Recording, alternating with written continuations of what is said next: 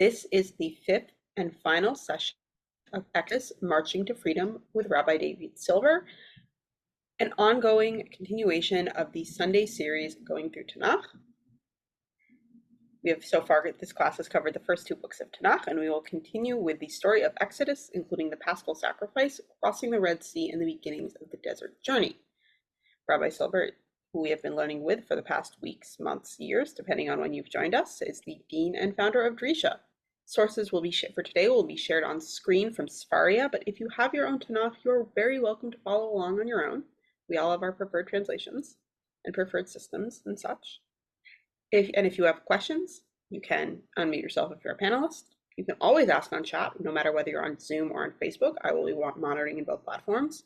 You can use the little raise hand button and I will unmute you, or you can ask in chat. And with that, I want to hand things over to Rabbi Silber for the day. Okay, thank you. I'm having a problem with my screen over here. So I'm just, unfortunately, I can see you. Okay, so today we're going to, as Kayla said, complete this series. And we started actually way back when with the beginning of Sefer Shemot. And now we're up to Israel is about to cross the sea. The Egyptians will be drowned in the sea, Pharaoh and his chariots and his army, etc. And that actually will be the end of part one of Sefer Shemot. Sefer Shemot can easily be divided into two different parts. Part one, the Exodus from Egypt, which concludes with Israel crossing the sea, and then the Song of the Sea. The Song of the Sea is a marker. And then after the Song of the Sea, we begin the journey through the desert. And the book will conclude with the, of course, standing at Sinai and building the Mishkan. That's how the book of Exodus ends. And if you think about it, the two pieces of the book, part one and part two, have very similar endings. Of course, in Shirat Hayam, in the Song of the Sea, the way the song ends, it ends with either a prophecy or a prediction, prophecy, or a prayer. To v'emo v'tito emo ha'nachlatcha, machon l'shivtecha pa'alta Hashem, mikdash Hashem konenu yadecha. Bring them to the other side, the end of chapter 15, which is the Song of the Sea, Shirat Hayam. You will bring them over in your Har Nachalatcha, the mountain of your inheritance, mountain of your land, Machon l'shivtecha, the place you set up to dwell in. Mikdash Hashem konenu yadecha, the holy place of God, the Mikdash, which your hands have established. So the Song of the Sea concludes, Israel is to cross the sea, leave Egypt, cross the sea, enter the land, and then to build, not to build, but God will bring them to God's Mikdash, to God's holy place. And the Song of the Sea, it describes the holy place as the place, Mikdash Hashem, konenu yadecha, the place that your hands have established. That's the end of basically, Shirat Hayam is a marker. This is the end of, the song marks the end of this Exodus. And then we begin a new journey through the desert, which concludes, at least in the book of Exodus, with the building of the Mishkan, which is a Mikdash. As the Torah says, V'yasuli Mikdash, V'shachanti b'tocham. The Torah will say in chapter 25, in terms of the Mishkan, he calls the Mishkan Mikdash, the holy place. The difference is that the holy place, the Mishkan, is not necessarily the work of God's hands. God gives the instructions, but the Torah spends a lot of time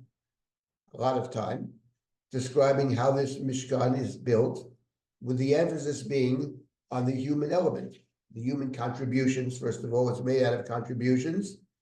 There's also a imposition of the half shekel, but fundamentally it's contributions. And then the Torah emphasized that it's made by skilled people, Bezalel and his helpers, the men, and the Torah even emphasizes, and the women equally are involved in building the Mishkan. Everybody builds the Mishkan.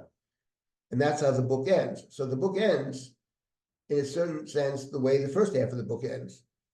The first half of the book ends by saying that God will or should bring them over to the other side, to God's Mikdash, which God's hands have established. And the book ends, part two ends in the book of Exodus, with building the Mikdash that human hands have established.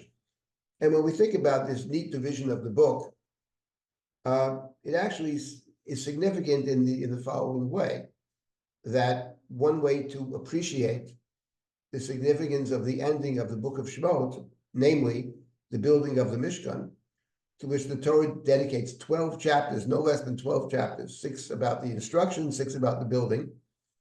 And then when you read that in conjunction with the Song of the Sea, end of part 1, you recognize the emphasis that the Torah has placed upon the human element, that the building of the Mishkan is a partnership. It's the holy space created by God through God's instructions, but through the human ability to build. And not just to build, but to bring the materials, to volunteer, to bring human skill.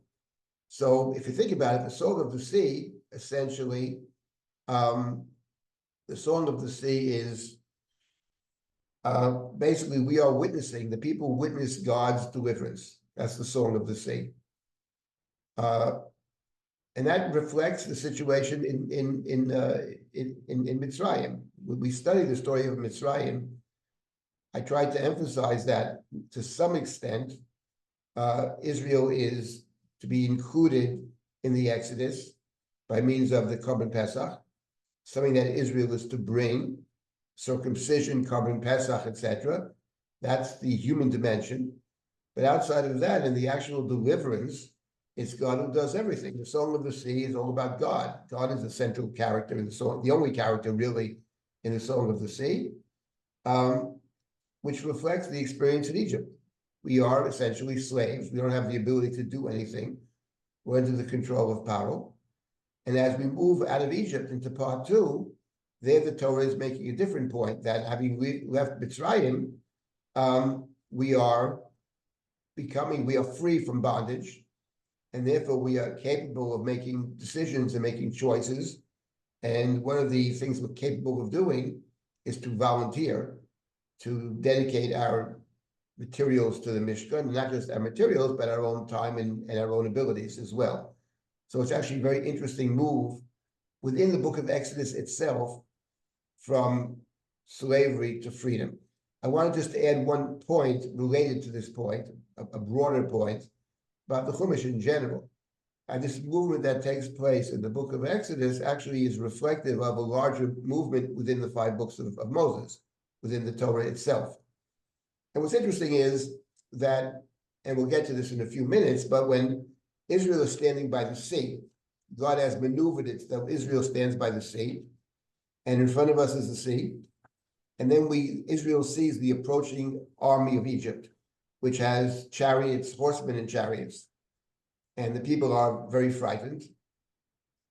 And they cry out to God. We'll get to these verses pretty soon. And Moshe people complain, why did you take us out of Egypt?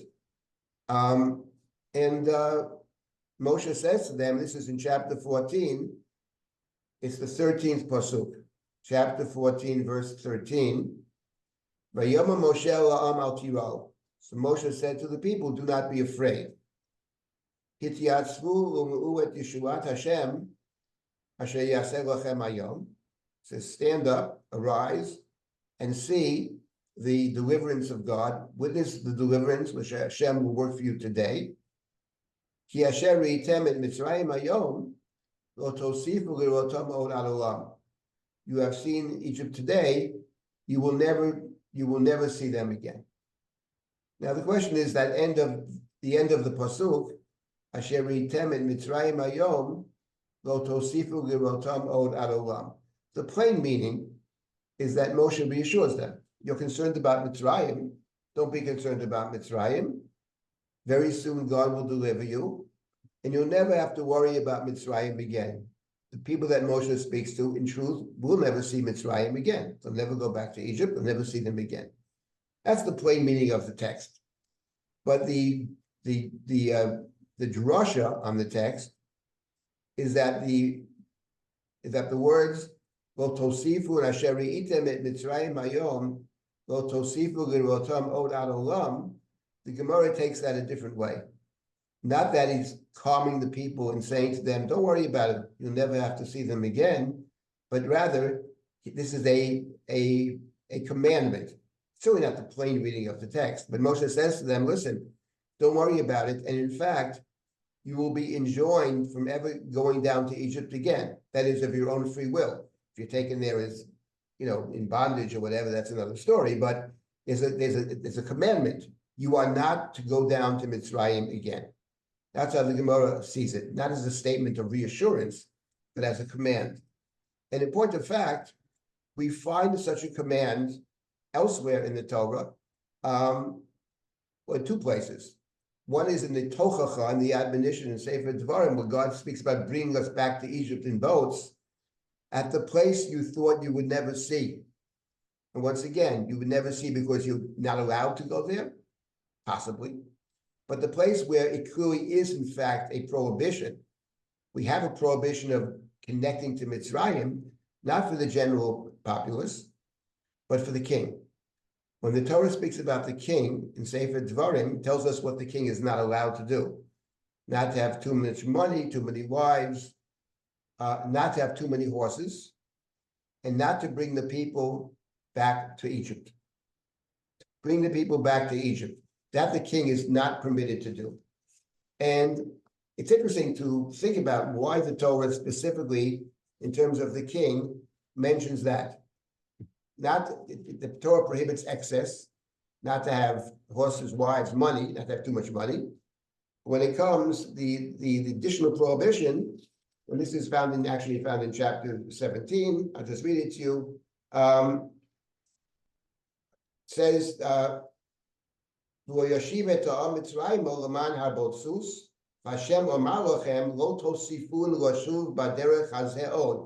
it sounds like an actual command. And the Torah said, do not go back there again. Lo tosifun, the same language in Devarim, chapter 17, in verse number 16, but it's in terms of the king. I just wanted to explain what the context is over there. The point about the people choosing a king when they come into the land, and the whole discussion about kingship, good, bad, or whatever, the idea of having a king in Sefer Devarim, the book of Devarim is about establishing your own community, your own nation, as it were. You're going to build a nation. When you come into the land, you're going to establish a state, a nation of 12 tribes. There's a centralized government, a centralized temple. That's what the book of Devarim is about. In the book of Devarim, actually, God is up in heaven. We ask God to look down from heaven upon us. God is in God's temple when you visit 3 times a year. But fundamentally, God is far away. The book of Devarim sees God as distant, accessible, but distant. And it's all about building your own state. It's about taking responsibility. The positive side of kingship is that the people are saying, we want to be able to self-govern. To which the Torah says, that's fine, but just make sure that the person you choose to govern is one who understands responsibilities towards God, has to write a Torah and have it with him all the time, and also understands responsibility towards the people. He should not be haughty. He should be one of your brethren, etc. But the idea of kingship, the positive side of kingship, that is to say, taking responsibility, that's very central to the king. In that context, the Torah says, don't bring them back to Mitzrayim. The Torah sees kingship and Mitzrayim as two opposites. Because Mitzrayim means you are completely dependent upon someone else, not upon God. You're completely dependent upon some other ruler who's going to enslave you and impose their rules upon you. And that's the opposite of the king. The king is beholden to God. That's why the king has to write the Torah. And then we write the Torah, we actually read it and follow those instructions in order that the king be God-fearing. King doesn't set the rules. And also has to understand responsibility. So my point is that in the larger story of the Torah, the 5 books, the movement from slavery to freedom is actually a central, if not the central idea in the book of Shemot and Vayikra, Bamidbar and Devarim. And that movement from slavery to freedom, setting up your own government, taking responsibility for yourself. My point is that in a certain way, we can see that within the book of Exodus itself. Given Exodus part 1 and Exodus part 2, as reflected in the Mikdash or the Mishkan. Because the Mikdash in part 1 is God's Mikdash. God builds the temple. God's holy place, God's hands. But the Mikdash, as described at the end of the book, is one that the people build. They build it based on God's instructions. And there's a question to what extent, I would say, if we get this someday, we'll talk about this, to what extent human intuition plays a role. I always argue that there is a sense of human intuition in the building as well, even though there's a blueprint, there are instructions. But there is room for human initiative and human creativity within the Mikdash Mishkan. But certainly there is a partnership in the Mikdash Mishkan at the end of Sefer Shemot, and that is reflective, I think, of the larger question, the larger issue that emerges from our study of the Torah. And I do believe that the Torah at the end of the day is about people achieving a certain measure of autonomy and taking responsibility for themselves. And that's the idea of having a state. The idea of having a state is not just a holy place where you work in the field and give truma and maser and all those other mitzvot, but the idea of a state has to do also with the politics of it and with the kind of leadership that essentially answers to the people and is from the people. So that I think is the larger project of the Torah as reflected in Sefer Shemot. Okay, let me stop at this point and take any comments or questions about this or anything else. I'm sorry, I have all kinds of problems with this computer, so my video is not working. All right, let's get back to chapter 14. I'd like to see if we can sort of sum up what we've done till now. This is the last class for a while, so I'm going to sum up where we stand. So we are basically the story, as we recall, Israel stands at this in front of the sea, Baal Tzafon, God having maneuvered Israel there, and suddenly we see the chariots of Egypt coming towards us. Pharaoh had a change of heart. We talked about that last time. He had never really said they could go. That was my point. The people threw us out, but Pharaoh really never fully said you can go. He said, bring your sacrifices. He never freed us fully. So it's not so difficult for him to have a so-called change of heart and to race after us. And the people look up and they see the chariots of Egypt coming towards them. And the response, this is in chapter 14, the response of the people is the following. This is found in chapter 14, beginning in the pasuk number 11. I'm sorry, even pasuk number 10th verse. Vayisu b'nei Yisrael et eineihem, v'nei Mitzrayim nosei achreihem, vayiru ma'od, vayitzaku b'nei Yisrael el Hashem. They were very frightened. They saw Paro coming with all his chariots. Kosus rechev Paro. The chariot, the symbol of Egypt is the horse and chariot. So Joseph, remember Joseph, Paro gives Joseph a Merkava, the symbol of Mitzrayim. And here too, so Israel sees the chariots, and Israel has no chariots. And it says, Vayitzaku b'nei Yisrael el Hashem, and Israel cried out to God. What is the meaning of Vayitzaku b'nei Yisrael el Hashem? What is the crying out over here? So the question is, the commentaries are divided about what it means to cry out to God. What it usually means to cry out to God, often, is to pray, to cry out in prayer. That's what it could mean over here as well. It'd be perfect. They're frightened. They see them coming. What are we going to do? We're stuck. We cry out to God, help us, help us. That's certainly one possibility. I would say that's most of the time what Vayitzaku el Hashem means. The problem is, how do you reconcile verse number 10 with verse number 11? This is the problem that all the commentaries and the Midrashim are bothered by. Because in verse number 11, it says, Vayamru el Moshe, Hamibli ein kfarim b'Mitzrayim v'chachtanu lomut b'midbar, mazot osita lanu, lo tziyana miMitzrayim. What, there aren't enough, there's a shortage of graves in Egypt? You brought us to die in the wilderness? What have you done, taking us out of Egypt? Halozeh hadavar asher dibarnu elecha b'Mitzrayim leimor chadal mimenu v'navdo at Mitzrayim. Didn't we tell you this in Egypt? Leave us alone, and we'll serve the Egyptians. We'll be slaves to the Egyptians. Ki tov lanu avod miMitzrayim mimutenu b'midbar. It's better to be slaves in Egypt than to die in the desert. And the problem that the commentaries face, I mean, anybody who reads this faces this problem. How do we reconcile the previous verse with the last two, the verse number 10 with 11 and 12? Because in verse number 10, it says the people cried out to God. Let's assume it's prayer. They're praying to God. If they're praying to God, what is the meaning of the next two verses? Why did you take us out of Egypt to die in the desert? We'd rather be slaves, and we told you this in Egypt. How does that work with praying to God? This is the problem. So there are several possibilities over here to reconcile them. One possibility is that Vayitzaku El Hashem does not mean to pray.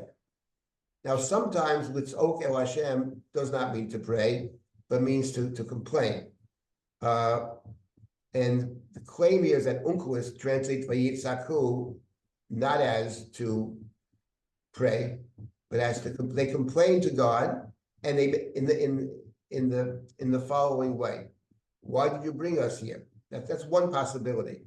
But that Vayitzaku El Hashem does not mean what it usually means, because usually it would mean to cry out in prayer. But there are situations sometimes where it could mean something other than that. That's one possibility. The Midrash, there are several Midrashim that make the point. The Ramban, I think, suggests this, and I'm not sure what he ends up with if he actually goes with this possibility, but he distinguishes. Personally, I'm not convinced this is the best reading, but the Ramban, one of the possibilities is that we have over here in verse number 10 and verse 11 and 12 are two different groups of people. That in verse number 10, Vayitzaku b'nei Yisrael el Hashem, that b'nei Yisrael, the Ramban argues, refers to maybe the more insightful Israelites, those who have a deeper understanding, etc. They prayed. So b'nei Yisrael is one thing, but Vayomru el Moshe is a different group, and this is found in the Midrashim. They said to Moshe, not b'nei Yisrael, not this small group of Israelites, but the people in general. So they're two different people. They're standing at the sea, and different people are saying different things. Some are busy praying, and some are busy complaining. The Ramban draws attention to the verse, one of the historical psalms that we have. I think it's 105. Vayamrua Yamsuf, they rebelled at the sea, which would refer to, the Ramban says, to verses 11 and 12, because there there's the complaint. We told you even in Egypt, we'd rather serve the Pharaoh. By the way, where do they actually say this in Egypt? Where do we have them saying this, that they said in Egypt, leave us alone, we'd rather serve Paro than die in the desert? We don't actually have that explicitly in the Torah, but we do have something close to it. And I suggest perhaps that the reference here, perhaps, is to what we found earlier in the book, when Moshe goes to Paro and he's trying to negotiate that the people be allowed to serve God in the desert, right? Let's go out to the desert to serve God. And Paro says, hey, you're just lazy. You're just saying this because you don't want to work. And he imposes additional restrictions on Israel. They have to produce the same amount of bricks, but they're not given straw. And they can't do that. And the Israelite taskmasters are being beaten because they have to take them. And they meet Moshe and Aaron, leaving Paro, and they say to Moshe and Aaron, back in chapter 5, what have you done? Right? What are you doing? It says they encounter Moshe and Aaron by Yifku and Moshe at the end of chapter 5, and they say, what is this? What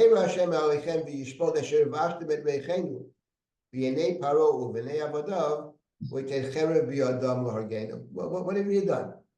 You've given him an excuse now to kill us. Before, he tried to do it secretly, privately, maybe they'll secretly throw them into the river, whatever. But now he has an excuse. The Jews are rebels. What have you done? That's the closest we get. And that would fit in with Chadal Mimenu V'Navdot Mitzrayim. Leave us alone. We'll be slaves, right? Then they go to Paro and they complain. They say to Paro, well, what is this? It's not our fault. Well, what can we do? So there you do have something like this, where they actually complained and they say, in effect, we'd rather be slaves in Egypt and don't try to free us. Don't try to take us out to the desert to serve God, right? No, forget that. That doesn't work. So that's another possibility. The second possibility here is that to resolve this contradiction is that we're talking about two different groups of people, which actually wouldn't be surprising from a logical standpoint, because some people respond differently. They are going out to a desert. We find ourselves in a desert over here. We didn't take the short route. The short route is war. The long route is desert. And they go to Moshe and say, what have you done? What is the point? We could have just stayed in Egypt and be killed by the Egyptians. Don't go out to a desert. That's the second possibility.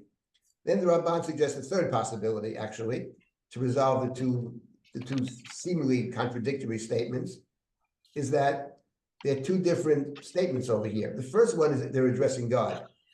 They're crying out to God. Hashem. They cry, help us.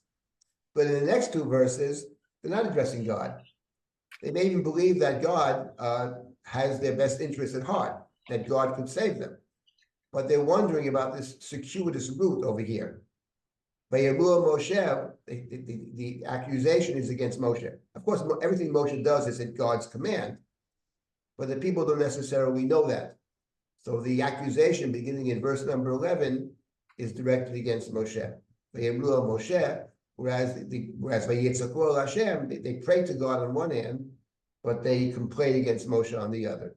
So these are three different ways that the commentaries try to resolve what appears to be a contradiction between these two different verses. Does anybody have any comments or questions about this?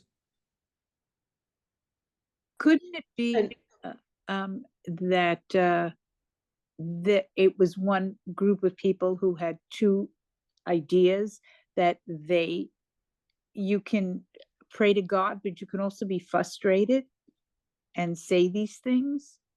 In other words, you try to approach it from two different points. At one point you're despairing, and at one point you're addressing your frustrations to God and hoping in Him.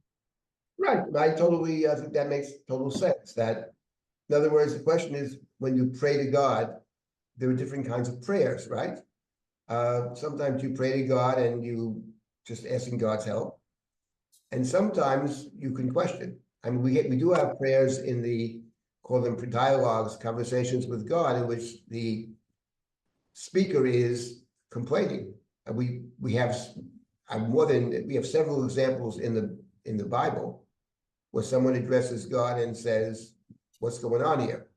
I mean, even beyond what Avram does with Sodom, where he negotiates, and that's very interesting. But there are other examples as well.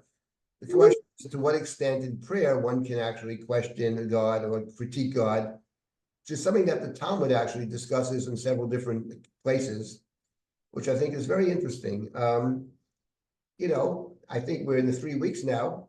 I think the person who reflects both speaking to God and receiving God's commands, and telling the people that they're doing the wrong thing, at the same time being an advocate for the people and asking God what's going on over here. Okay, maybe they're not so great, but there are a lot worse people than the Jews out there. What happened to them would be Yirmiyahu. Yirmiyahu, right? Who exactly does that. Loma derech rishayim salecha. So the idea of prayer, I think it is a function, and I think the Gemara is basically saying this. The idea of questioning God or challenging God for the Gemara, I think, comes back to the question of what the person's relationship is with God. That the closer one is to God, then that person is able to do things or to make statements that for somebody else would be considered insolent. The language of the Gemara is hitiach devarim klape mala, to throw things at God. And the people that the Talmud singles out as doing that, one is Moshe, one is Eliyahu Hanavi, one is Chana. These are the paradigms of prayer. These are the people of deep faith. And what is allowed for them would not be appropriate for somebody else. That's a story in the Mishnah, but Choni Amagel, the circle drawer. He stands inside a circle. I'm not leaving here to give me what I want. And one of the Tanaim comments, listen, if you weren't Choni, I would excommunicate you. One does not talk to God that way. What can I do? You like the beloved child that you can say anything to his parent and they don't seem to mind. So again, the Gemara does deal with this question about what is appropriate in prayer or not. But I think that's a very important comment you made in terms of one does not necessarily have to see this as contradictory. It is interesting, though, that the next verse begins by Yirul Moshe. In other words, you do have that distinction being drawn in the verse between what they say to God on one hand, when they say to Moshe on the other. So I think that's something that has to be addressed. And one way to address it is to say it's two different things. Trust in God, yes. Trust in Moshe, not so much. But your larger point, I think, is a very important point. It's not so much for us now, but in terms of prayer, how one sees the limits of prayer or what is appropriate or inappropriate, which is something that the Talmud discusses in several places, brachot, in Tanit, etc.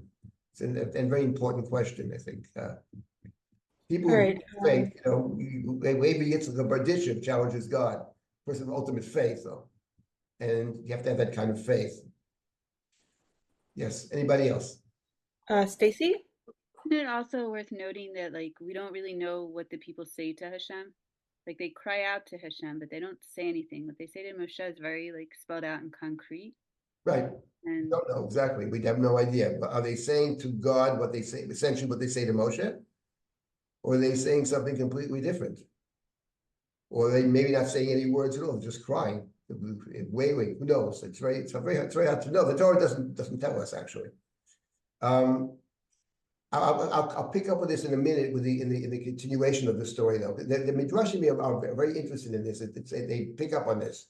Because the next, so Moshe says to them, Moshe reassures them in verse number 13.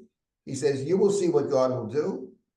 And God, Hashem yilachem lachem v'atem tachrishun, hold your peace, God will fight. So Moshe reassures them that God is going to save them. God has told Moshe explicitly before what the plan is. God has reassured Moshe, don't worry. Whether the people know this or not is not clear, but Moshe knows what God has told him earlier. And now you have the next verse. Vayomer Hashem el Moshe, ma titzak elai, daber el bnei Yisrael v'yisol. Very striking verse. God said to Moshe, why do you ma titzak elai? Why do you cry out to me? This is in verse number 15? 15. Yeah, 15. Daber el bnei Yisrael, tell the people to travel. Now, it's a very striking verse for a couple of reasons. First of all, what's interesting is, what is the meaning of ma titzak elai? Because in the Chumash, it never says that Moshe is crying out to God. So ma titzak elai could mean, God said to Moshe, ma titzak elai. It's put in the singular, but it doesn't refer singular to Moshe, it refers maybe to the people. But Yitzaku b'nei Yisrael el Hashem. So God says to Moshe, tell the people to stop, tell them, why are they crying out to me? Tell them to go forward. That is to say, I told you earlier it's not going to be a problem. I'm going to deliver them. Tell them to go forward. You got to go forward. Of course, going forward means in front of them is the sea. What do you mean go forward? But that's one possibility. Another possibility is, which the Medrash claims, again, it's hard to know what the best plausible reading is here, that ma titzak elai, that Moshe himself was praying, or Moshe was about to pray. And God said to Moshe, why are you praying? But the Midrashim, the whole slew of them say, why are you going to pray? The people are already praying. What do I need your prayer for? I have their prayer. Tell the people that I responded to their prayer, Daber el bnei Yisrael v'yisol. If you think about the situation here, they're standing in front of the sea. There's actually no place to go. You can't go back and you can't go forward. You have nowhere to go. And then God said to Moshe, go forward. It's a very interesting idea. Sometimes you have nowhere to go, you go forward. So you got to move forward. You never go backwards. Go forward. So that's what God is saying to us. We, the reader, don't know yet what God has in mind, because in front of us is the Yam. God has brought us to the Yam. So now we have to see what, fine. And now God gives the instructions. V'yato haremet matcha, u'neteet yadcha al hayam uvkaeu, v'yavo b'nei Yisrael b'toch hayam bayabasha, v'ani hineni mechazek et lev Mitzrayim, v'yavo achareihem, v'yikavda b'faro u'v'chol chayro, v'chbo v'farashav, v'yadu Mitzrayim ki ani Hashem. The next verses, verse number 18. And Egypt will know that I am God, right? Verse number 18. V'yikavda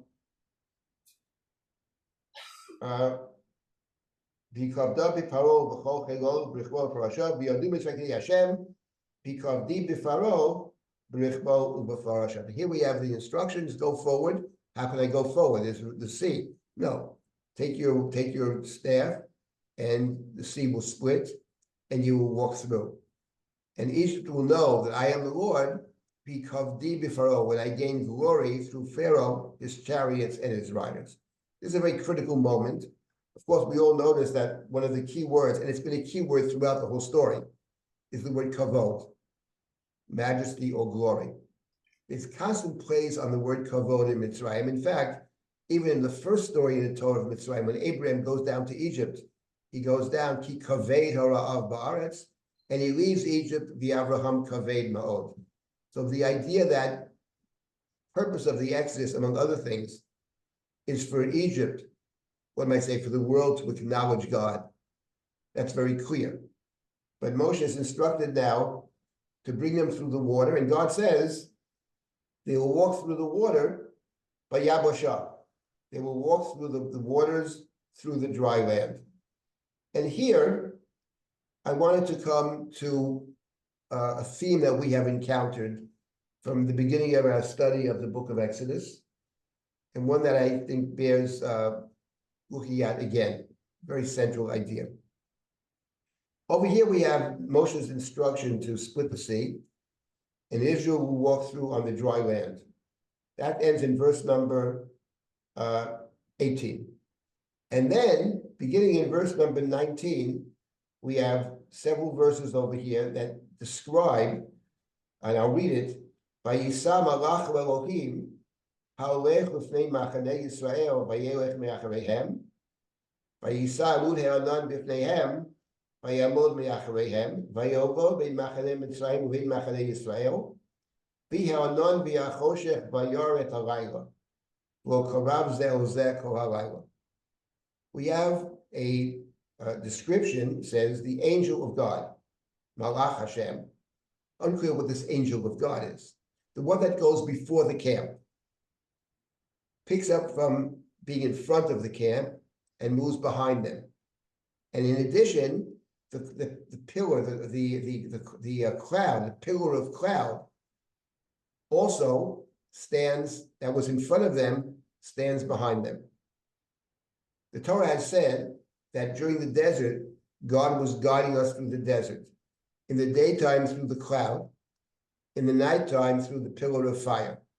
The Amud Eish. There's the Amud Eish and Anan.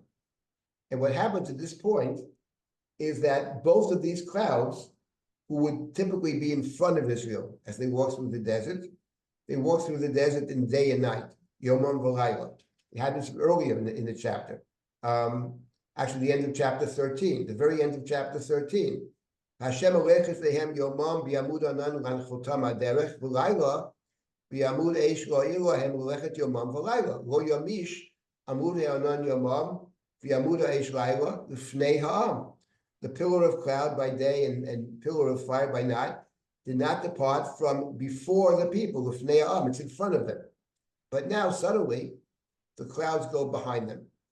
And they go behind them, and the function of going behind them is that they are going to separate between the Egyptian horde, the army of Egypt, and Israel.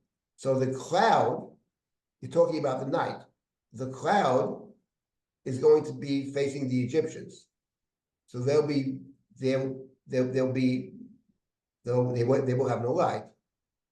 And maybe they can see dimly through the cloud, but fundamentally, they are dwelling in the darkness. But the pillar of fire, that illuminates the camp of the Israelites. That's what the verses are saying over here, beginning in verse number 19 and 20. Fine. And now, and it says, and the two camps, the one could not come near the other one for the entire night. So that's what it says in these verses. In the previous verse, God instructs Moshe that Moshe is to raise his staff and to split the sea, and then Israel will walk through Vayabasha on the dry land. Of course, after Israel walks through on the dry land, later on, Moshe will be instructed to raise his staff again, and the waters will return to their usual state, and the Egyptian army that's caught there will be drowned in the sea. That's later on. Vayeshuvu hamayim, in verse number 28, Vayechasu et harechev v'et haparashim v'chol chel paro habaim achreihem bayam v'nishar bahem ad echad. I mention this here now because it strikes me that what we have over here is a furtherance of a theme that we encountered in the very beginning of this book. Remember the beginning of the book of Exodus. We noticed that in the beginning of the book, which describes Israel's, Yaakov's family's descent into Egypt, and suddenly there's this tremendous growth. Ubnei Yisrael paru vayishmitzu vayirbu vayatzmu v'mod ma'od v'timalea aretz otam.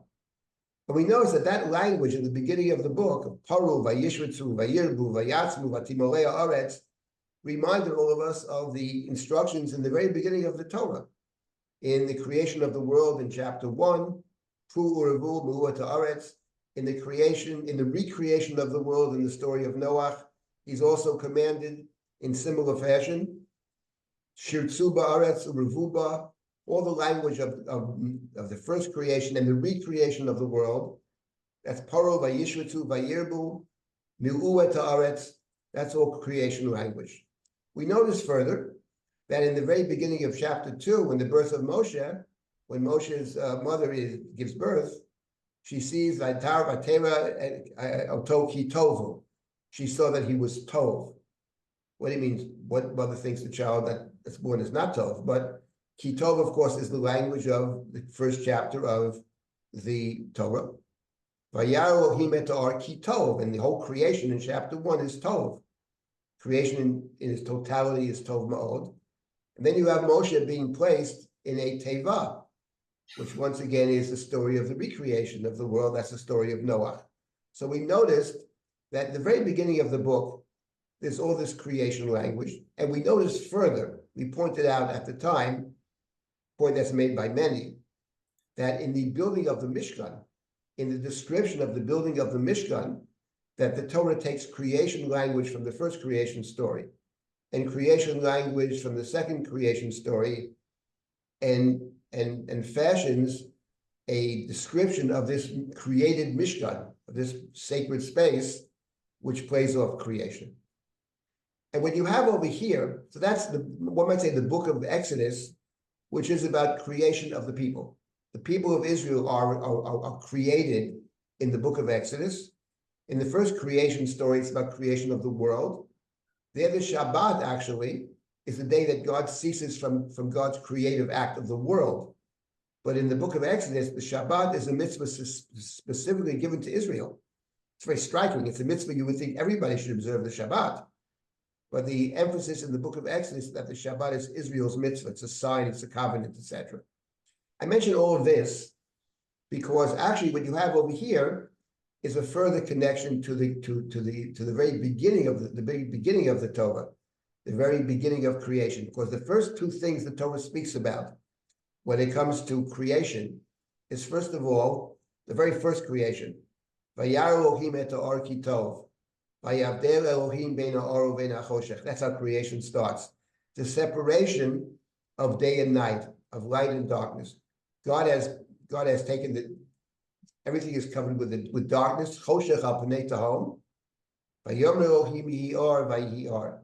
The idea of separation, creation of light and separation of light from darkness. That's what we have over here.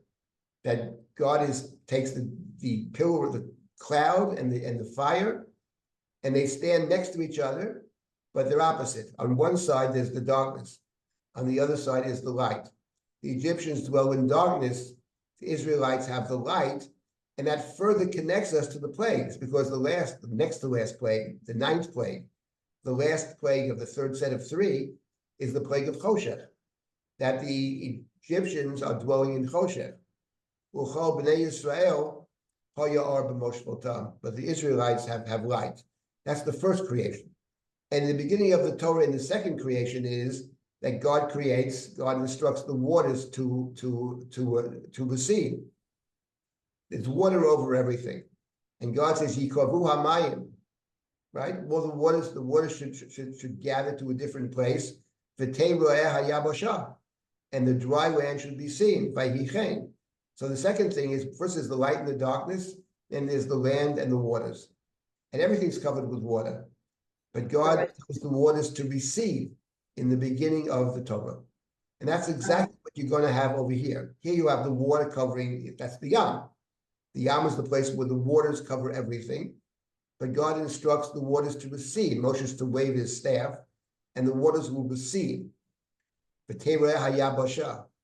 after Israel crosses through, then the waters will return to their natural state. It's interesting that you have in the Chumash a similar idea when it comes to the flood of Noah. Because in the flood of Noah, we're told that the windows of heaven are opened and the springs of the earth are opened and water covers everything. And then God instructs that to stop. It's not going to happen again. So you have a similar theme in the creation narrative, not just in the beginning of the Torah, but the story of Noah.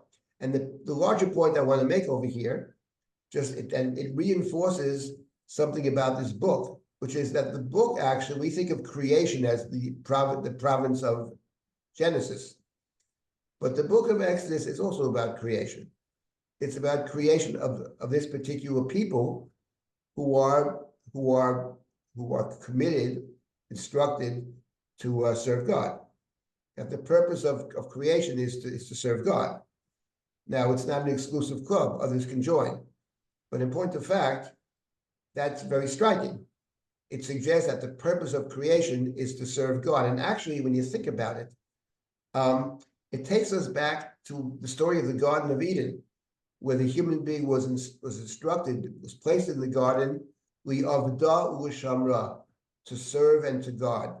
And what's striking is that the idea of la'avod u'lishmar appears significantly in the book of Exodus. V'shamru b'nei Yisrael, the way the book ends with sacred space and sacred time. Sacred space being the Mishkan, conjoined with sacred time, which is the Shabbat. 2 different places, they're conjoined. And the Shabbat, the mitzvah is Lishmar. And the Mishkan, the mitzvah is La'avod. So what the Torah is really doing in the book of Exodus, it's taking some of the basic themes of Genesis and applying them in its own way to this different creation story, creation of a people whose responsibility is to serve, La'avod. And that's no secret. God said that from the very beginning. Shalach ami v'yavduni. That's a way to read the book. I think an important way to read the book. There are other ways to read it as well, that God's primary interest is our freedom. God does have an interest in our freedom, but I think the stronger point is our freedom to make the right choices. And the book, it does end with the Mishkan. And the book ends with Avodah.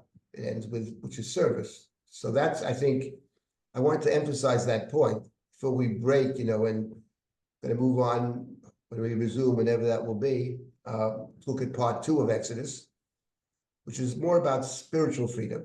The first half focuses on just physically getting out of a place where you have no choices.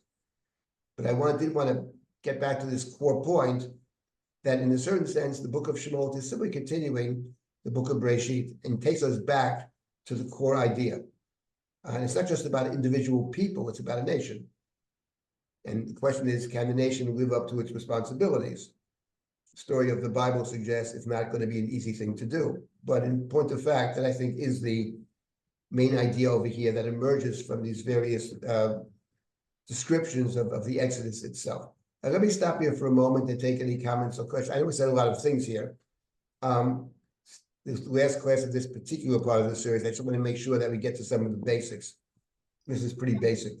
Anybody have any comments or questions? Happy to hear it.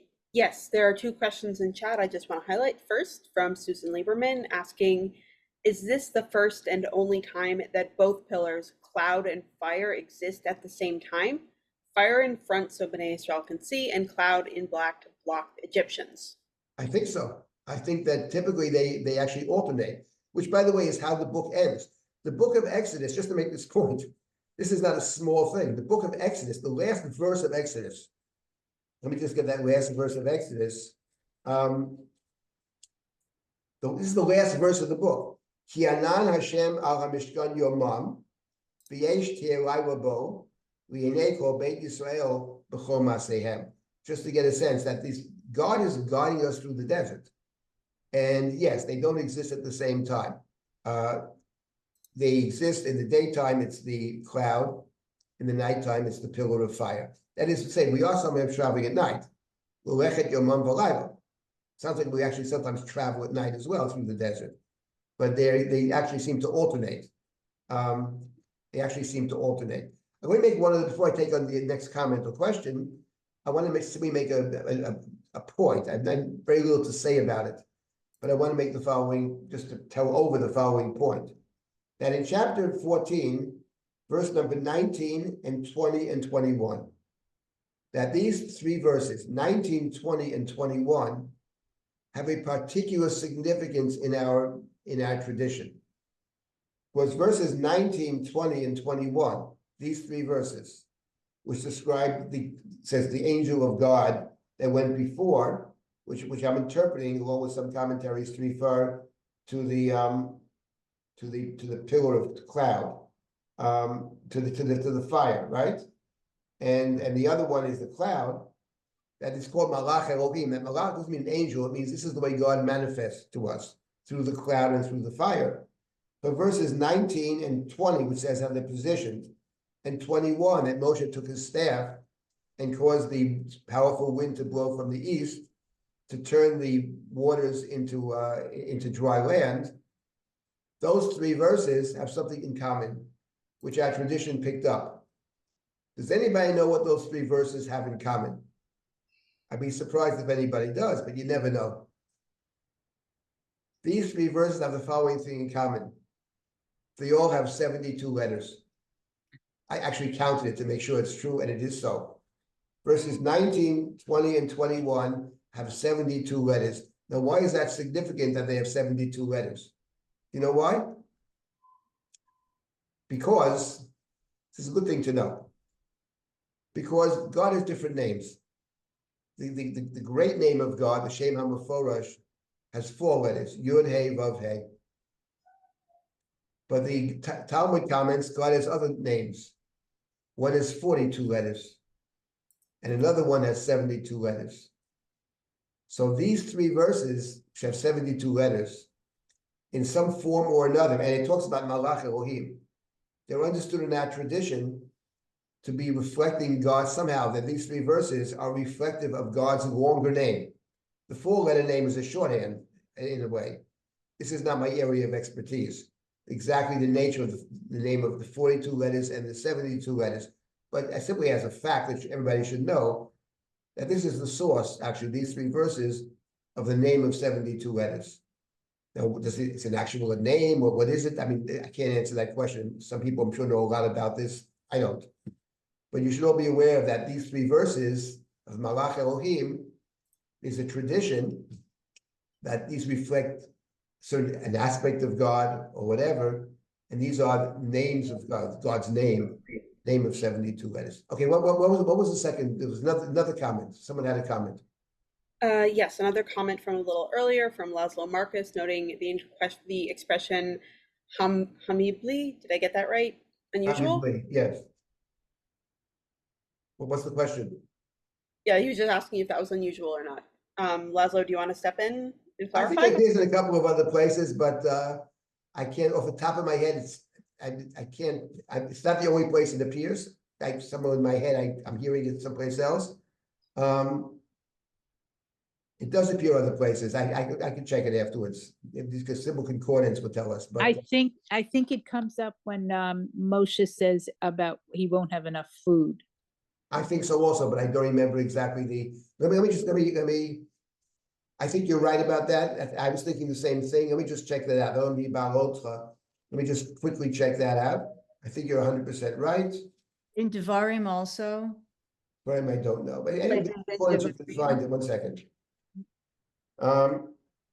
And the prophets, Yeshayahu, Yirmiyahu, Hosea, Tzefaniah. It's a word that appears elsewhere, that's for sure.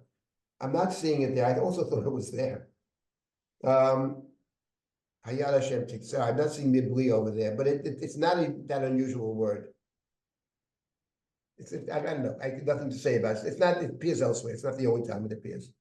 Okay. Anything else? Yes. Excuse me, Debbie? I thought it was sharp that in the same pasuk that it said Vayisai, it said Vayisu et Einehem, that there was that alliteration there. Yeah. It was a bunch of psukim back with Vayitzaku at the end. Yeah, interesting. Could be play on the. We do have that play on the samach and the sin. We do have that. Right, and the Vayitzaku took me back to the first time when they cried to Hashem. I think it's the end of Perek Aleph. And Perek Bet, I think it is, right? Okay, Perek Bet. Vayitzaku also. Right. That was when Hashem says Vayishma. Right. You have it with Paro too. They cried out to Paro, which is also interesting. And these are not words that are so unusual, for sure. The question is how to read them in the context of these, seemingly contradictory statements over here. Okay, we have a few more minutes. Let me just make a few. Let me just focus on a couple of other things. And Yes. if you have a question, and we didn't get to it, hold on, maybe we'll get it at the end. No, leave some more time at the end, for sure. Right. I just want to point out a couple of things. First of all, Moshe tells the people who's standing at the sea, don't Hashem yilachem lachem v'atem tachmishun. God will fight for you, and you should be silent. Hold your peace. Don't talk. Don't worry. God's going to fight for you.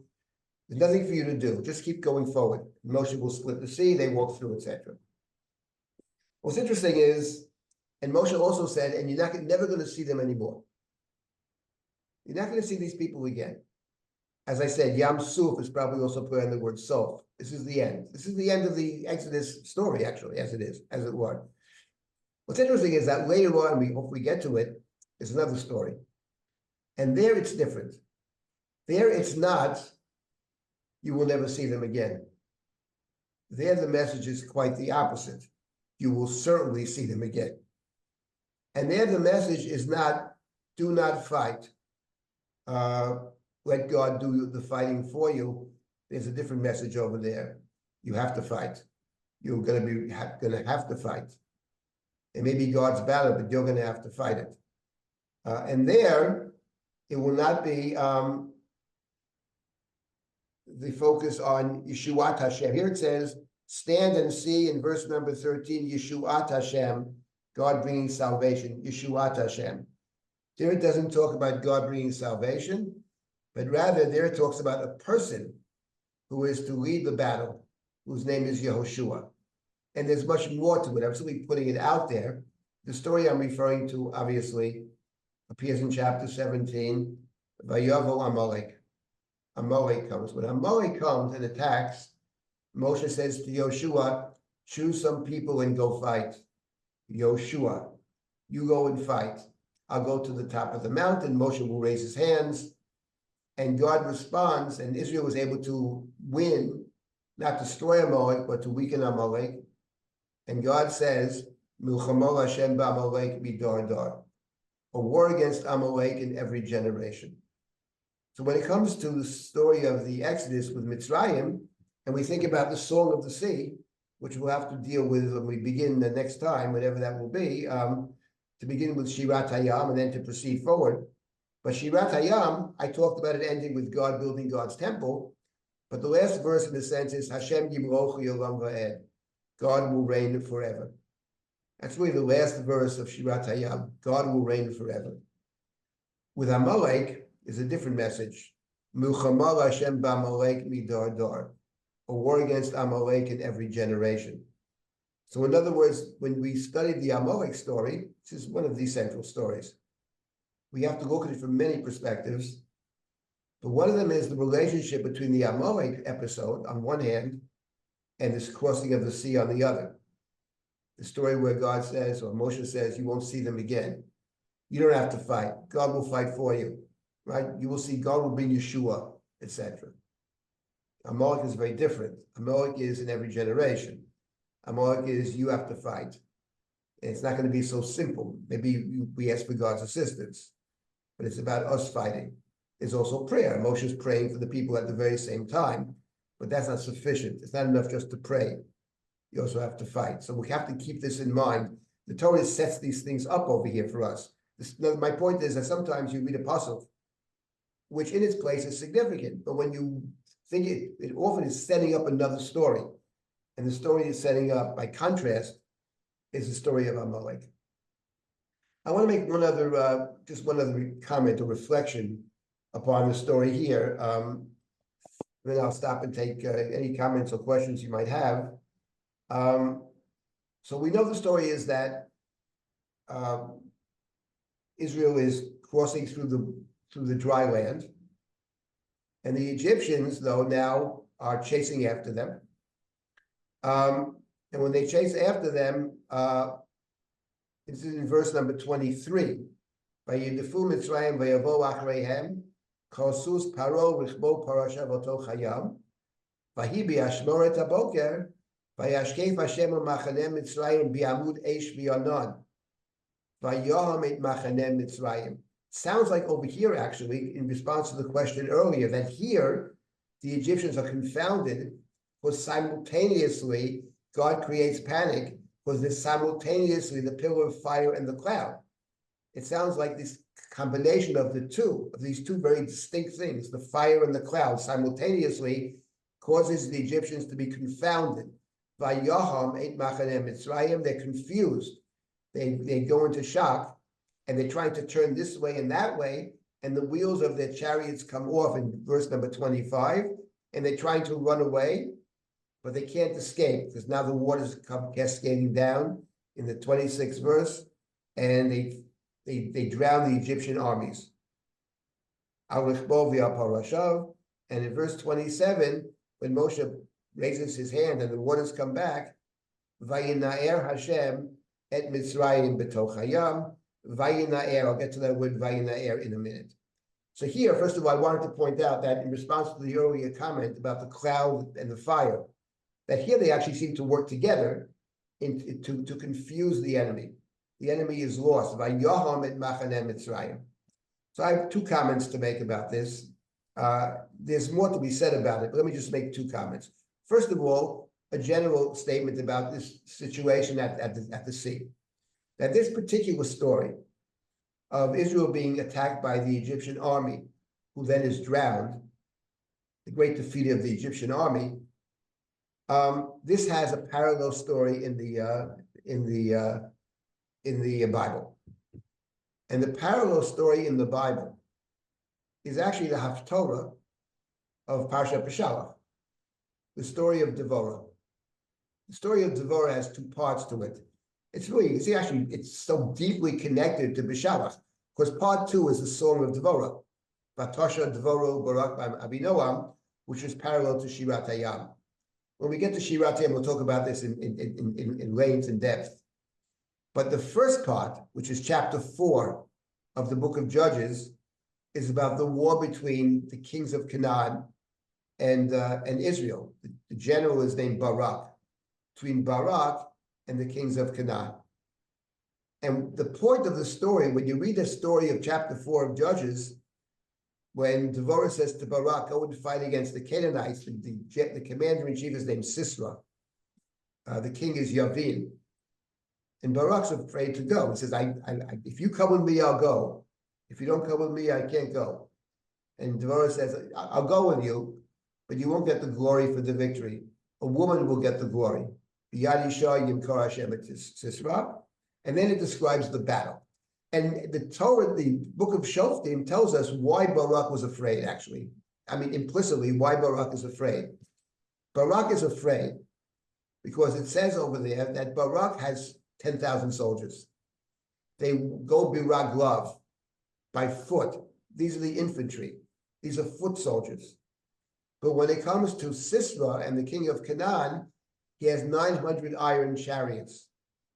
So there you have exactly what you have over here. You have Israel walking out of Egypt. Okay, they're chamushim, whatever chamushim means. I don't think it means they're armed, but it means they're fortified. But they don't have chariots. And chariots being the symbol of Mitzrayim, right? He has 600 chariots. Sisera has 900 iron chariots. And Barak has foot soldiers.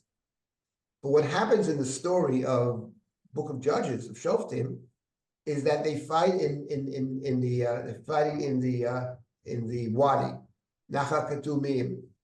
And what happens is Vayaham, that they become confused. There it sounds like that when the chariots go into the mud and the mire, they can't actually move there. The chariots become actually a deficit for them, not an advantage. And what happens is that Sisera is stuck in the mud. He gets off and he runs Biraglav. So you see right away that the two stories are actually very similar stories. The difference, of course, is that in the story of Shoftim, it's the woman, Yael, who saves the day. Maybe we'll talk about that in the future. But the story is followed by the great soul of Devorah, just as the story over here is followed by Shirat Hayam. We'll talk about this. So this is actually a paradigm for another significant story. And the significance of the story of Devorah, it's not just a story. It's a very significant story because the story of Devorah is the conquest of the land of Canaan. It's the last great battle against Canaan. If the land is captured. And that's why there's a song afterwards to mark that threshold in time. The only thing that's not captured is actually Jerusalem, which David captures, but everything else is captured. To mark the conquest of Canaan, the fulfillment of God's command, there's a song. Here the song marks the beginning of the journey and the end of the slavery. But the two stories are actually very, very parallel. And because they're parallel, we'll have an opportunity in the future to discuss the many differences between them. That's point number one. Point number two, that's a big point, and we'll get to it later. I did want to make one other point, though, about just a word that struck me as interesting. And that is in verse number 27, when Moshe is instructed to raise his hand over the waters.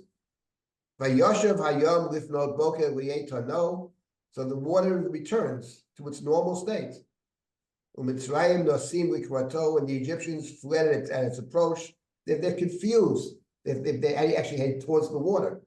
They're confused. And then we have Vayinaer Hashem et Mitzrayim b'toch hayam. Vayinaer. What does Vayinaer mean? That struck me as an interesting word, which doesn't appear that many places. Vayinaer Hashem et Mitzrayim b'toch hayam. So the JPS translates hurled. There is, I believe Rashi has that. Hurled or right. Hurled, something similar to that is found in Rashi. So I was very curious about the word Vayinaer. And it appears in other places. It doesn't appear in that many places.